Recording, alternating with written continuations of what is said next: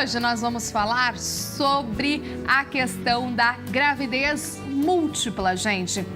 Quais são as chances de ocorrer uma gravidez múltipla? Tem que ficar mais atento ou não? Quais são as principais orientações nesse caso, né? Como é que é esse acompanhamento? Como é que é esse pré-natal? Os principais diferenciais aí de uma gravidez, digamos, única também, né? Vamos então tratar sobre esse assunto com o nosso último aqui convidado, que é o Dr. Ricardo Luba, ele que é ginecologista, obstetra e também reprodução humana, especialista nesse assunto. Tudo bem, doutor? Bom dia, bem-vindo. Tudo jóia? Tudo bom. Realmente um assunto tão importante, né? Quando falamos da questão da gravidez múltipla, o que acontece, o que ocorre e por quê? Geralmente a gente escuta, né, esses casos de inseminações, enfim, e que tendem a trazer essa gravidez múltipla, né? Conte como é que acontece, geralmente. Os tratamentos de reprodução humana, eles têm um índice maior de gestação múltipla, mas isso não significa que não acontece naturalmente. Para você ter uma ideia, a incidência de gestação múltipla é 1 para 80 nascimentos. Gente, então não é um número assim percentual não é uma muito coisa distante. Você fala assim, nossa, não, é super difícil comum. para quem não fez uma inseminação, algum outro tipo de tratamento de reprodução, né? Na verdade. Então a gente tem muitas histórias, às vezes chega no consultório, o pessoal fala, olha, doutor, eu não sei, engravidei de 3, não sei como foi, eu não fiz tratamento, não tomei indutor de ovulação e apareceu. Então entra nessa questão de 1 para 80. Nos tratamentos realmente de reprodução assistida, aí a gente tem de 20% mais ou menos, principalmente quando a gente pensa em coito programado e inseminação artificial, que são métodos de baixa complexidade, mas que você não tem um controle tão eficaz dos embriões. Na fertilização in vitro, você hoje em dia tem um cuidado maior, principalmente relacionado à idade, de transferir menos embriões para dentro do útero, e aí você acaba controlando um pouquinho. Mas mesmo assim, semana passada eu tive um diagnóstico desse, a gente transferiu um embriãozinho só e acabou se dividindo em 2 e veio uma gestação gemelar. Então, mesmo assim, acontece esse tipo de coisa, mesmo com esse cuidado. E aí tem algumas orientações, né, algumas observações que a gente deve ficar mais atento para quem está nessa gravidez múltipla, né? E quais são elas? Porque uma gravidez por si só, a gente já tem que tomar aí uns certos cuidados, lógico. Eu tive uma gravidez, graças a Deus, muito boa. Trabalhei até a 38ª, peguei voos aqui no Brasil, fora também. Não tive problemas, né, grandes intercorrências, mas, no entanto, também não é algo, né, que é muito comum. Enfim, cada corpo é um corpo, cada mulher responde de uma forma. Quais são as orientações, assim, para quem tem uma gravidez múltipla, doutor? A gravidez múltipla ou, né, gemelar, que é a mais comum, que são só 2, a gente tem que tomar um cuidado especial com a atividade física, porque o principal risco, né, da gravidez múltipla é a prematuridade. Então, o excesso de atividade física, ele leva a um início de um trabalho de parto mais rápido e a prensa abdominal, principalmente a força abdominal, ela faz com que empurre também os bebês em direção ao canal vaginal e você tem o colo do útero que deve ser competente.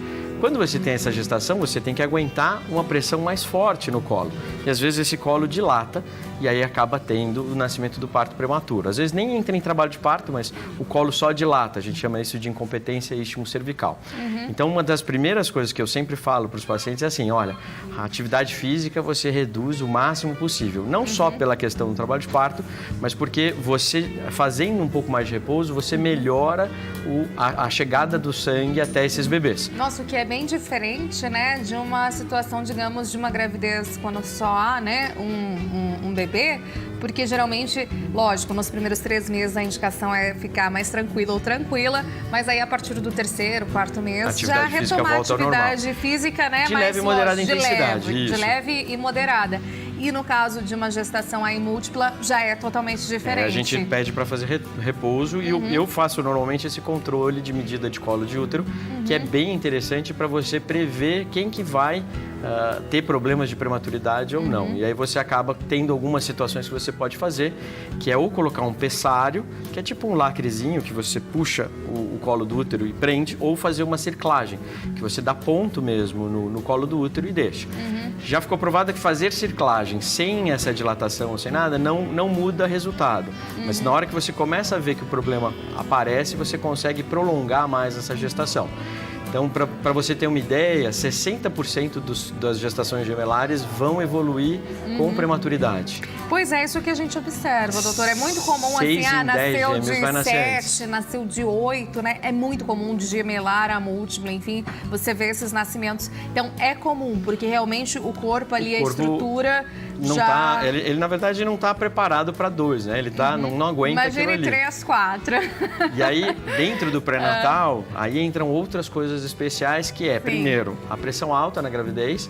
É mais comum? Sim. Mais ou menos 30% dos pacientes vão ter.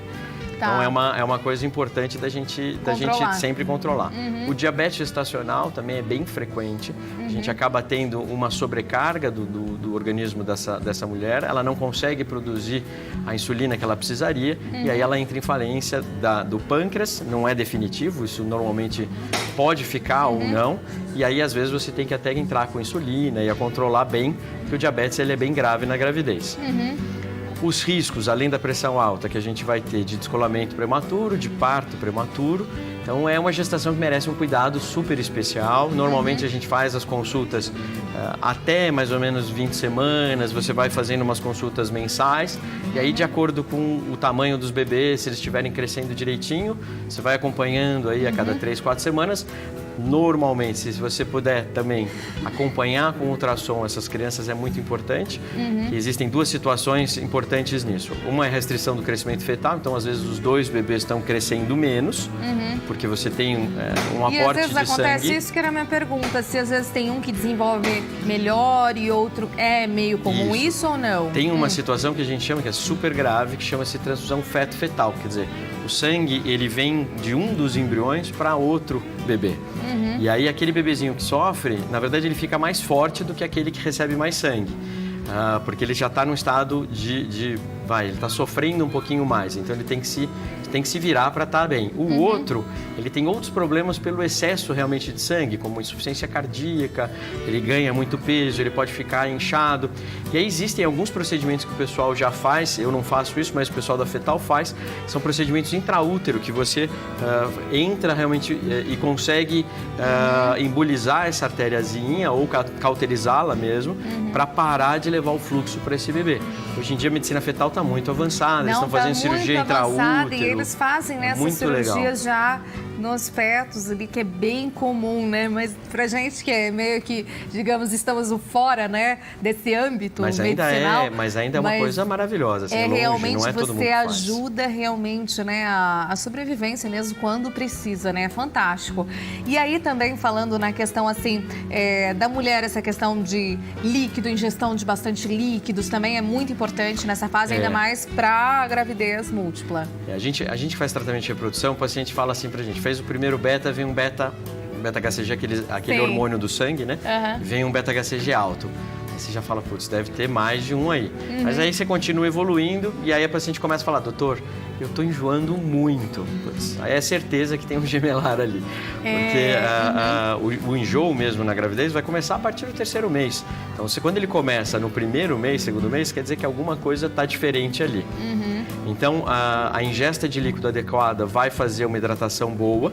O problema é que quando ela estiver muito enjoada, ela não consegue beber. Então, ela vomita. E aí tem um mito, né? Que é assim, grávida de gêmeos tem que comer o dobro. Sim, não, tudo mentira, Tem que aumentar a ingesta, realmente, porque ela tem 2 bebês e ela vai ter um risco, por exemplo, de anemia durante a gravidez. Então, tomar também ferro, ácido fólico, fazer todo o pré-natal, fazer uma reposição boa. A alimentação é muito importante, mas sem exagero. Senão ela ganha muito peso, piora o diabetes e piora a pressão alta. Com certeza. Então, ou seja, é uma gestação super assim, digamos que o médico, o especialista tem que ficar de olho. Parto, doutor, todo mundo tem essa dúvida, né? É possível mesmo em parto, né, prematuros fazer o normal? Como Depende. Que é? Porque geralmente, assim, em gemelar e múltiplo, a gente já vê diretamente para a cirurgia no comum, né, que a gente observa. Tem algumas coisas que a gente leva em consideração na hora de indicar um tipo de parto que vai ter. Primeiro, esse bebê tem condição de passar por o estresse todo do parto normal? Porque é um estresse, né? Faz bem para a saúde do bebê que está bem, mas ele pode prejudicar um bebê que tem já uma reserva baixa. Então, assim, entrou em trabalho de parto. Bebês, né? Os bebês estão com 2,5 kg, perto de 3 quilos, tá tudo bem, não tem restrição, não tem nada. E eles estão em posicionamentos que pode ser feito um parto normal, isso também tem que ser levado em consideração. Sei lá, os dois estão sentados, não dá. Né? Um está sentado, você não vai fazer parto normal do bebê pélvico, porque é um risco muito grande. Então, aí você indica cesárea por esse motivo. Uma coisa especial, importantíssima no parto do gemelar é que, como o útero fica muito dilatado, ele fica muito distendido. Logo depois do parto, ele precisa se contrair para parar de sangrar. Então, quando acaba de nascer, você percebe que fica uma bolinha na altura do umbigo, que você aperta e fala que, nossa, que esse negócio duro aqui. É o útero, ele está contraindo e é um jeito de fazer a grávida sobreviver ao parto. Porque quando você descola a placenta toda, aquilo ali é uma estrutura, é uma superfície de vaso sanguíneo, sangra muito, e aí o útero faz um sistema de tampão pela contração. Então, uma atenção especial no pós-parto a risco de sangramento, então isso é muito importante de ficar de olho.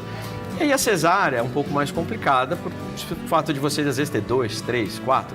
Tira um, tira outro, tira outro. Teve uma vez, acho que eu vi um vídeo, saíram 6 bebês. O médico, o pessoal falava assim, nossa, mas vai tirando, vai tirando, vai tirando. Sim, é um parto histórias. assim. Primeira coisa é valoriza esses bebês e depois a gente vê como que vai para resolver o restante das coisas. Você precisa tirar o bebê bem. Com certeza. Nossa, muito obrigada. Realmente é um assunto que merece a sua devida atenção. Doutor, deixa o seu contato aqui para nós e até outras oportunidades. Como é que faz para te encontrar? Eu estou no consultório, é 2769-6013 o consultório. E eu estou no Instagram, no Ginecologia Luba. Então lá a gente faz algumas lives, algumas coisas, falando sempre a respeito da ginecologia e da saúde da mulher. Obrigada, é um prazer, viu?